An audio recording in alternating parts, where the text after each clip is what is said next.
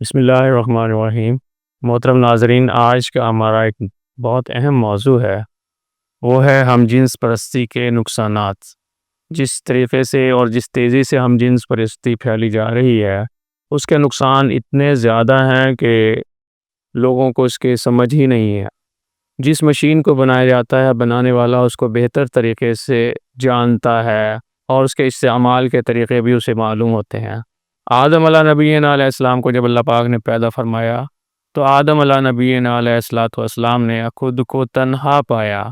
اللہ پاک نے ان کی تنہائی کو دور کرنے کے لیے اماں حوا کو ان کی بائیں پسلی سے پیدا فرمایا اور نسل انسانی کو اللہ پاک نے جاری فرمایا۔ تو نسل انسانی جس طریقے سے پہلے دن سے شروع ہوئی ہے، قیامت تک اسی طریقے سے چلے گی، اور انسان مرد کی ذہنی جو سکون ہے، ذہنی سکون جو آدم علیہ نبینا علیہ السلام اماں حوا سے حاصل کر رہے ہیں، وہ اسی طریقے سے چلے گی۔ اب ان اعضاء کو، جنہیں اعضاء تولیدی کہا جاتا ہے، تو ان کو بنایا تو اللہ پاک نے بنایا، اس کو اللہ کو معلوم ہے کہ میں کیسے جو ہے ذہنی سکون اور اس سے آگے جو ہے نسل انسانی کو بڑھاؤں گا۔ تو کچھ ریسرچ وغیرہ جو ہمارے سامنے آتی ہیں، اس کے مطابق کیا ہے کہ جب مرد عورت کو جو ہے استعمال کرتا ہے، اور جب جو ہے اپنی ضرورت کو پورا کرتا ہے،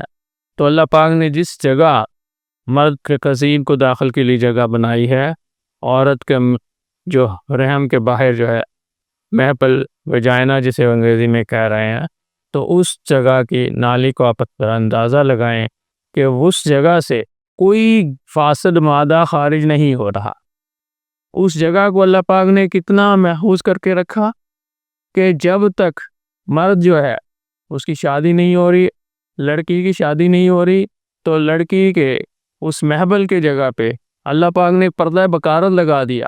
گویا جیسے ہم اس چیز کو پسند کرتے ہیں کہ جی ہم جو ہے سیلڈ چیز لیں گے جو پہلے استعمال نہ ہوئی ہو، تو اللہ پاک نے اس کے لیے کتنا خوبصورت نظام بنا دیا کہ وہاں پہ جو ہے پردہ بکارت کو لگا دیا کہ جب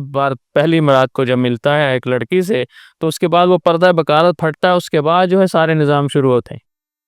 گو کہ کسی وجہ سے اس پردہ بکارت ویسے بھی پھٹ سکتا ہے، جیسے کوئی چوٹ لگ جائے بیرونی طور پہ، یا جو ہے جمپ آ گیا، یا کسی وجہ سے کوئی حادثہ ہو گیا، تو اسے یہ نہیں سمجھنا چاہیے کہ یہ لڑکی جو ہے کنواری نہیں ہے، یہ بھی ضروری نہیں ہے، لیکن پردہ بکارت تو بہرحال موجود ہوتا ہے، جو کہ اس وجہ سے ہے۔ اب اس جگہ کو پاک صاف رکھنے کے لیے وہاں سے نہ تو پیشاب گزر رہا ہے، نہ وہاں سے پخانہ گزر رہا ہے، صرف اور صرف کچھ لوبریکیشنز ہیں جو کہ اس وقت پیدا ہوتی ہیں جب جو ہے عورت کے اندر انتشار پیدا ہوتا ہے، تاکہ اس جگہ کو تر رکھا جائے، تاکہ دونوں کے جسم جو ہیں ان کے کسی قسم کا نقصان نہ پہنچے۔ اور پھر اس کی مزید صفائی کے لیے مہینے میں ایک مرتبہ حیض کا سلسلہ جاری فرما دیا، عورت کو حیض کا سلسلہ۔ گویا ان دنوں میں دونوں مرد جو ہے اس عورت کے ساتھ جمع نہ کرے۔ کیوں؟ اس جگہ کی اوور ہالنگ ہو رہی ہے، وہاں سے صفائی ہو رہی ہے، وہاں جو اگر کسی قسم کی خراش آ گئی تھی یا کوئی مسائل بن گئے تھے تو وہ درست ہو جائیں،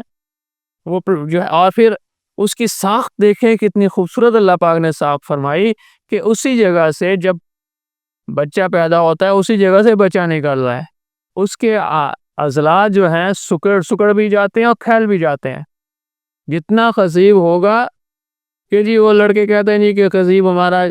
مثبت تناسل جو ہے باریک ہے، موٹا ہے، اسی کے اندر بیچارے لگے رہتے ہیں، حالانکہ عورت کا وہ حصہ جہاں پہ قضیب نے داخل ہونا ہے وہ تو اتنا ہی تنگ ہوتا جاتا ہے۔ تو اگر ہم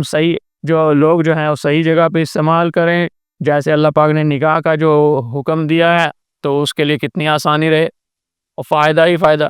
اس کے مقابلے میں ہم جنس پرستی کے اندر جس جگہ وہ جس سوراخ سے وہ داخل ہو رہا ہے اس کا قضیب، وہاں پہ دیکھیں گے اس جگہ سے کیا نکل رہا ہے۔ آپ سوچیں، جس جگہ سے پخانہ گندگی نکل رہی ہے اس جگہ آپ اپنے قضیب کو داخل کر رہے ہیں، اور وہ جگہ نہ تنگ ہوتی ہے نہ کھلتی ہے، جو سکیڑنے والے معاملات ہیں اس وہاں پہ موجود نہیں ہے۔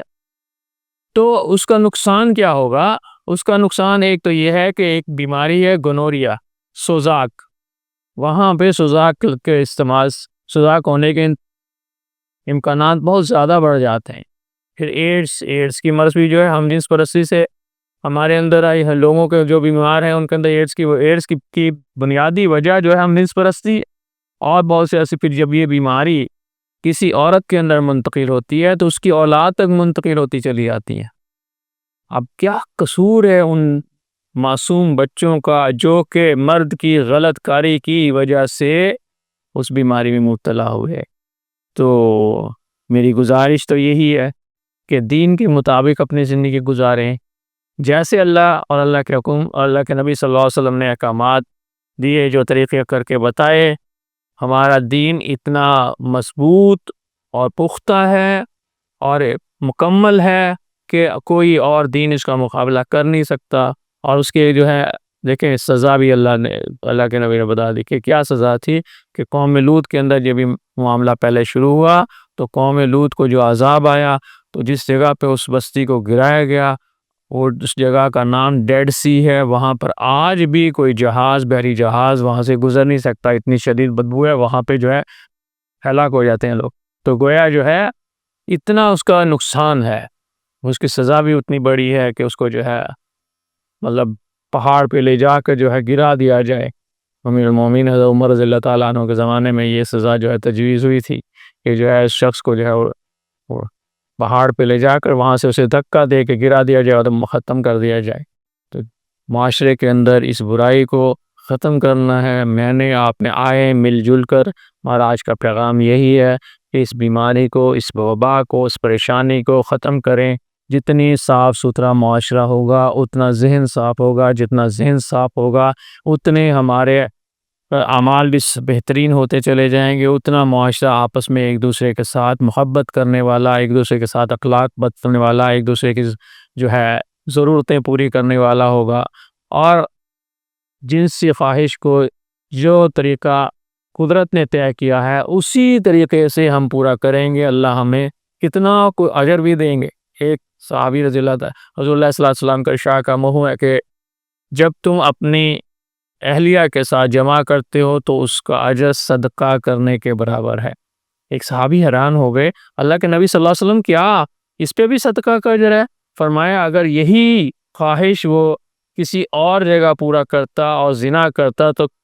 کیا اس کو گناہ نہ ہوتا؟ کہا جی یہ تو ہے۔